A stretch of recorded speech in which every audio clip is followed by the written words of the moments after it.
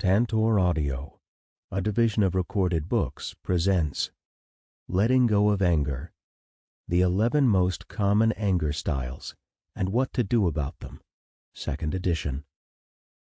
By Ronald T. Potter-Efron, MSW, Ph.D., and Patricia S. Potter-Efron, M.S. Narrated by Joel Richards. Publisher's Note: this publication is designed to provide accurate and authoritative information in regard to the subject matter covered. It is sold with the understanding that the publisher is not engaged in rendering psychological, financial, legal, or other professional services. If expert assistance or counseling is needed, the services of a competent professional should be sought. Part 1. Introduction. 1. Anger Problems, Anger Styles. Once upon a time, a young couple climbed a high mountain. There they saw a wise old man. He motioned for them to sit. He told them they could ask him any questions. They asked him the meaning of life. He told them. They asked him the recipe for happiness. He wrote it down. They asked him about all the secrets of the universe. No problem. Then they asked him a hard question. "Oh, great master, we are angry so often. We hurt each other when we get angry. What can we do?" Suddenly the master glared at them, broke his pencil in two, cursed loudly, and stomped back into his cave. "Alas," he muttered over his shoulder, "if I could figure that out, I wouldn't be sitting here all alone on this mountain." What do you do when you get angry? Nobody really knows what to do with their anger, at least not all the time. Anger is a gift, a natural part of the human condition, but it isn't easy to handle. Anger causes a lot of trouble in our lives. This book is about how people deal with their anger. We'll talk later in this chapter about healthy anger, what it looks and feels like, how to use it, how to let it go. Your relationship with anger is healthy when you deal with it in this way. You recognize it, you act on it, and you let it go. Most of this book, though, is about anger problems and anger styles. An anger problem is something that makes it hard for you to handle your anger. Examples are being afraid of your anger, liking it too much, stuffing your anger because you don't know how to express it out loud, and exploding in rage. An anger style is a pattern, a particular way you handle your anger. The style you choose answers this question: what do I do when I get angry? We describe 11 anger styles in this book. There are more, but these 11 are common. You may find yourself in one of them or several. As we write, we'll mention the good parts of each style, its problems, and what you can do to change if you are stuck in that style. Before we go on, though, we'd like you to take the brief quiz that follows. There are 33 yes-no questions. Just answer them quickly, without worrying too much about doing it right. Anger Styles Quiz. 1. I try never to get angry. 2. I get really nervous when others are angry. 3. I feel I'm doing something bad when I get angry. 4. I often tell people I'll do what they want, but then I forget. 5. I frequently say things like, "yeah, but," and "I'll do it later." 6. People tell me I must be angry, but I'm not sure why. 7. I get mad at myself a lot. 8. I stuff my anger and then get headaches, a stiff neck, stomach aches, and so on. 9. I frequently call myself ugly names like dummy, selfish, and so on. 10. My anger comes on really fast. 11. I act before I think when I get angry. 12. My anger goes away very quickly. 13. I get very angry when people criticize me. 14. People say I am easily hurt and oversensitive. 15. I get angry easily when I feel bad about myself. 16. I get mad in order to get what I want. 17. I try to scare others with my anger. 18. I sometimes pretend to be mad when I'm not really angry. 19. Sometimes I get angry just for the excitement or action. 20. I like the strong feelings that come with my anger. 21.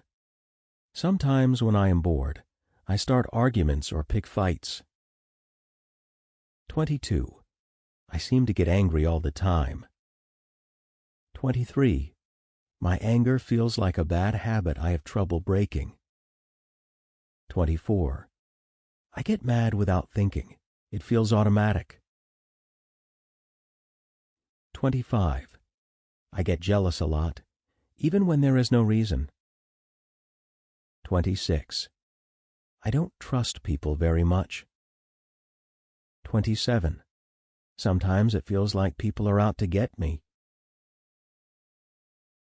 28. I become very angry when I defend my beliefs and opinions. 29.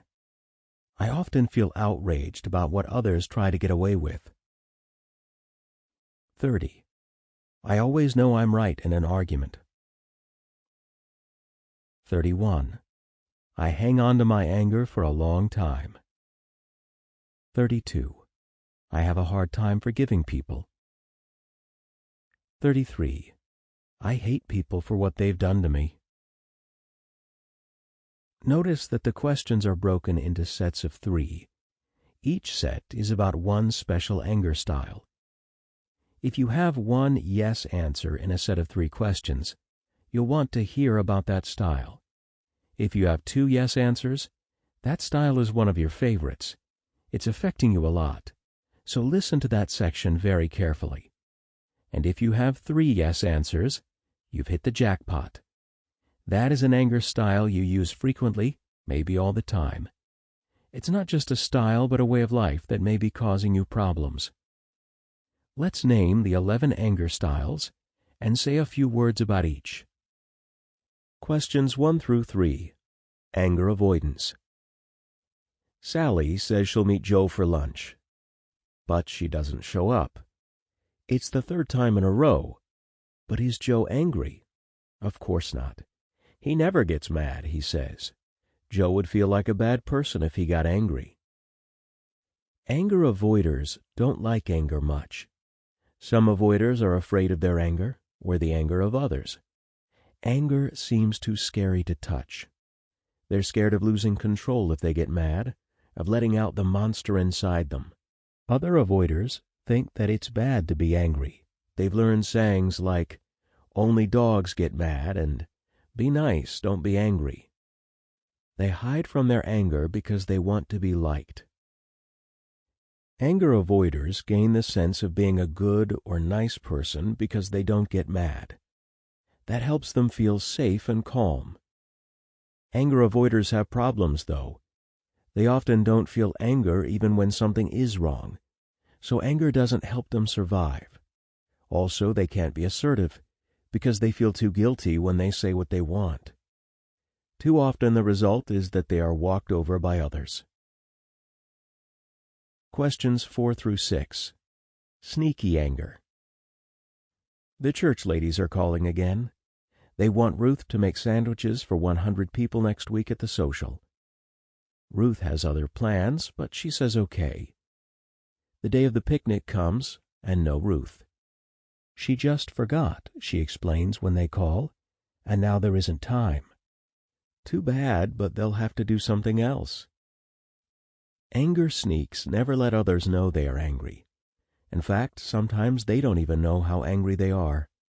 But the anger comes out sideways when they forget things a lot, or say, "Yeah, but," over and over instead of doing anything, or when they simply sit around and frustrate everybody in their families.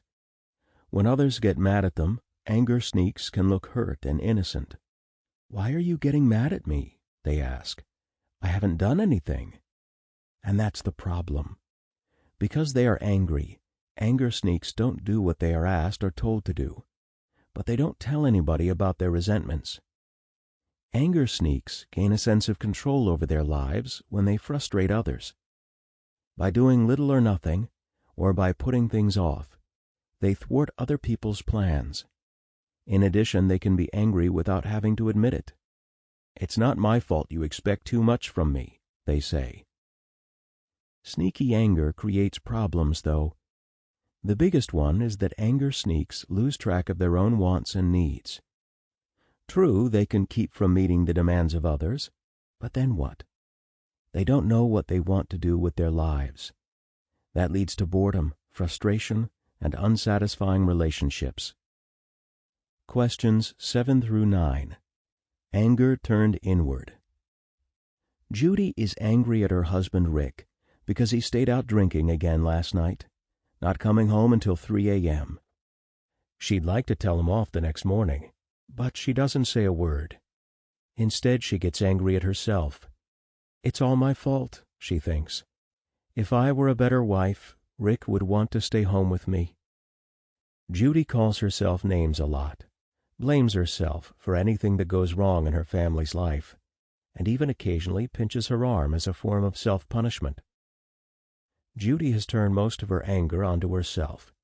She does this because she learned early on that she was a safer target for her anger than anybody else. Getting angry with herself keeps her from rocking the boat. Besides, she truly believes that expressing her anger out loud won't be useful. The last time she did that, Rick got real angry back at her, and she felt too scared to stand her ground. Anger turned inward can be helpful. It's important for each of us to ask ourselves if we have done anything wrong in a situation, and sometimes to get mad enough at ourselves to change our behavior. Too much anger turned inward, though, can increase a person's feelings of helplessness and hopelessness. Questions 10 through 12. Sudden anger. Martha is furious. Her mother expects her to move out of the house someday. How dare she? Martha's instantly enraged. She's yelling and throwing things, beating her fists on the wall. Her rage only lasts a few minutes, but by then her mom is crying and running out the door. People with sudden anger are like thunderstorms on a summer day. They zoom in from nowhere, blast everything in sight, and then vanish. Sometimes it's only thunder and lightning, a big show that soon blows away. But often people get hurt, homes are broken up, and things are damaged that will take a long time to repair. People with sudden anger gain a surge of power. They release all their feelings, so they feel good or relieved. They let it all hang out, for better or worse. Loss of control is a major problem with sudden anger. People with sudden anger can be dangerous to themselves and others. They may get violent. They say and do things they later regret, but by then it's too late to take them back. Questions 13 through 15. Shame-based anger. Mary's husband Bill drives over to pick her up. When he gets there, he forgets to ask her how she enjoyed the movie. "Well, that's proof he doesn't love me," she thinks to herself. "If he cared, he'd want to know about my day. Boy, does that burn me up." People who need a lot of attention or are very sensitive to criticism often develop this anger style. The slightest criticism sets off their own shame. Unfortunately, they don't like themselves very much. They feel worthless, not good enough, broken, unlovable. So when somebody ignores them or says something negative, they take it as proof that the other person dislikes them as much as they dislike themselves. But that gets them really angry, so they lash out. They think, "You made me feel awful, so I'm going to hurt you back. People with this anger style play hot potato with their shame. They get rid of their shame by blaming, criticizing, and ridiculing others. Their anger helps them get revenge against anybody they think shamed them. They avoid their own feelings of inadequacy by shaming others. Raging against others to hide shame doesn't work very well. Those with shame-based anger end up attacking the people they love. Meanwhile, they continue to be oversensitive to insults because of their poor self-image. Their anger and loss of control only makes them feel worse about themselves. Questions 16 through 18. Deliberate anger. William wants sex tonight. His wife says no. He starts to pout and then accuses her of being cold. He looks awfully angry, almost out of control. Odd, though, that when his wife gives in and says she'll go to bed with him, his anger vanishes. How can someone be terribly angry one second and totally calm the next? Deliberate anger is planned. People who use anger this way usually know what they are doing. They aren't really emotional about their anger, at least not at first. They like controlling others, and the best way they've discovered to do that is with anger and, sometimes, violence. Power and control are what people gain from deliberate anger. Their goal is to get what they want by threatening or overpowering others. Deliberate anger may work for a while. However, this style usually breaks down in the long run. People don't like to be bullied, and eventually they figure out ways to escape or get back at the bully. Questions 19 through 21. Excitatory anger.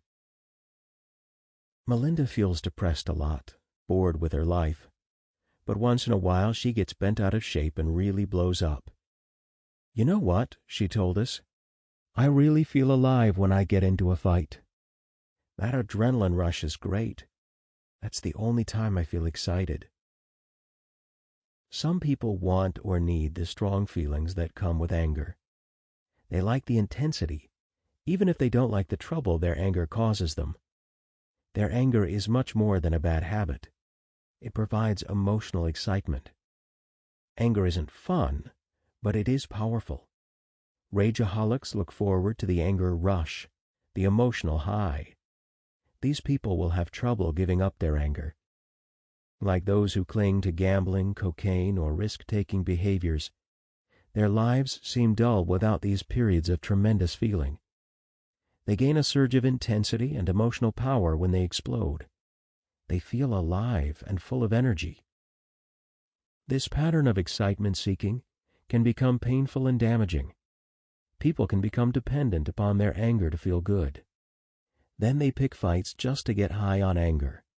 And since they need intensity, their anger takes on an all-or-none pattern that creates more problems than it solves.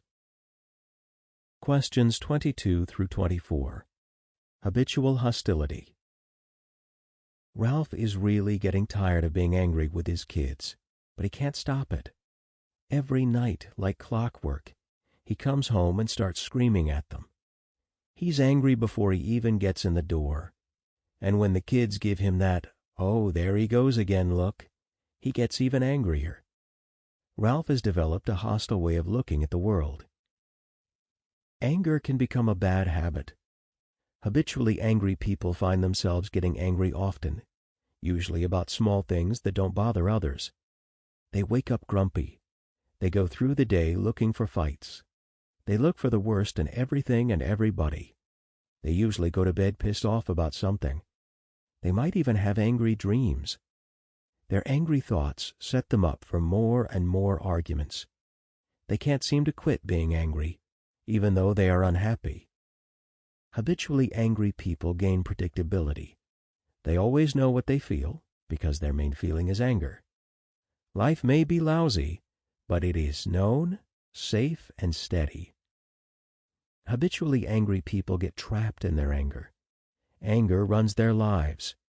They can't even get close to the people they love because their anger keeps them away. Questions 25 through 27. Fear-based anger. Howard loves Millie. but he's scared he'll lose her. That's why he follows her everywhere. That's why he asks her all those questions. And he flies into a rage whenever she even glances at another man. He's so jealous he's driving Millie crazy. She just told him that if he can't control his temper, she's going to break off their relationship. Jealousy isn't Howard's only problem. He's also suspicious a lot, often believing that others are talking about him behind his back. He doesn't trust many people, and sometimes he wonders what others are going to do next to hurt him. Frequently he accuses others of being angry or being out to screw him, but they usually deny it. This is fear-based anger. It occurs when someone feels irrationally threatened by others. Those with fear-based anger see aggression everywhere. They are certain that people want to take what is theirs. They expect others will attack them physically or verbally. Because of this belief, they spend much time jealously guarding and defending what they think is theirs.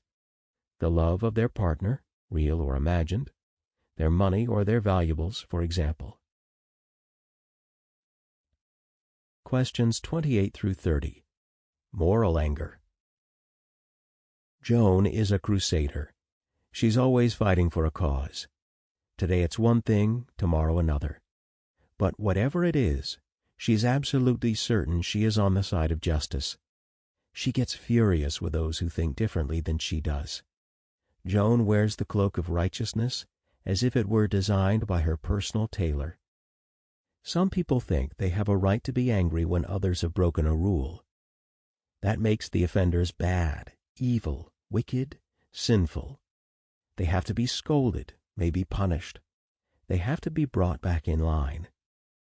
People with this anger style feel outraged about what those bad people are doing. They say they aren't angry for themselves. They just have to fight to defend their beliefs. They claim moral superiority. Morally angry people gain the sense that their anger is for a good cause. They don't feel guilty when they get angry because of this. Indeed, they often feel superior to others even in their anger. Yes, I'm angry, says the crusader, but I've got a good reason. I'm defending a good cause, so I have a right to get mad. These people suffer from black and white thinking, which means they see the world too simply. They fail to understand people who are different from themselves. They often have rigid ways of thinking and doing things. Another problem with this anger style is crusading, attacking every problem or difference of opinion with moral anger, when compromise or understanding might be better. Questions 31 through 33. Resentment/hate. Mona is going through the world's messiest divorce. She's on the stand now, testifying against her husband. But look at her face. You can see the hate in her eyes. She would say anything to hurt him, whether or not it's true. Hate is hardened anger. It is a nasty anger style that happens when someone decides that at least one other person is totally evil or bad. Forgiving the other person seems impossible. Instead, the hater vows to despise the offender. Hate starts as anger that doesn't get resolved. Then it becomes a resentment, and then a true hatred that can go on indefinitely. Haters often think about ways they can punish the offender, and sometimes they act on those ideas. People who hate gain the feeling that they are innocent victims. They create a world of enemies to fight, and they attack them with great vigor and enthusiasm. However, hatred causes serious damage over time. Haters can't let go or get on with life. They become bitter and frustrated. Their lives become mean, small, and narrow. Not all resentments become hatreds, though. Many times people just stew over past injuries and offenses, feeling hurt and wounded, but still maintaining some sense of perspective on the situation. Still, resentments contribute to feelings of depression, despair, and misery. This anger style, like all the others, can become problematic when it becomes habitual. Grouping the styles. Each of these 11 styles is different from the rest. However, they form three main groups: masked anger, explosive anger, and chronic anger. The first group, questions 1 through 9, is masked anger. Anger is masked when people don't realize that they are angry, or when they severely underestimate their anger. Anger avoidance is a mask worn so tightly that it's hard to get off.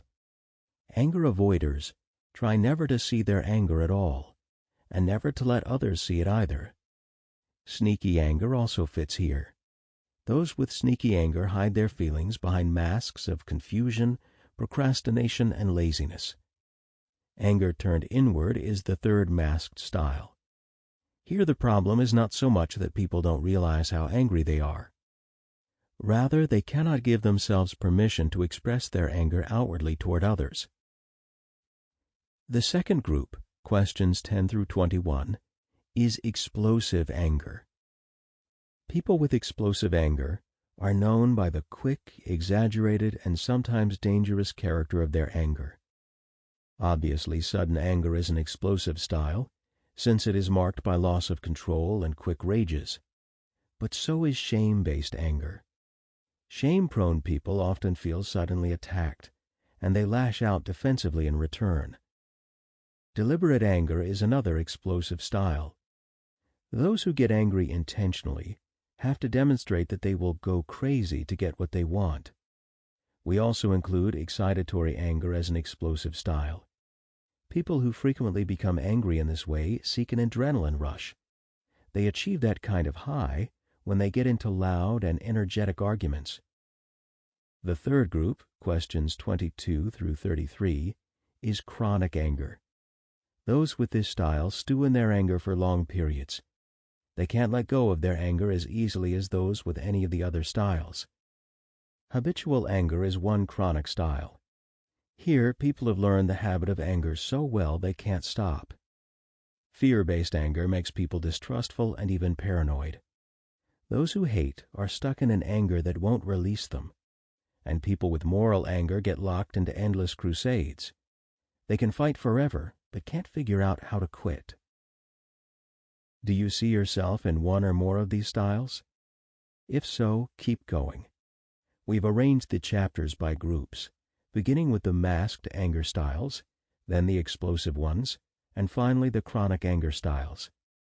You don't have to listen to the chapters in order, but make sure to listen to the next section on healthy anger, either now or somewhere along the line. Anger, anger styles, and flexibility. Anger is an important emotion.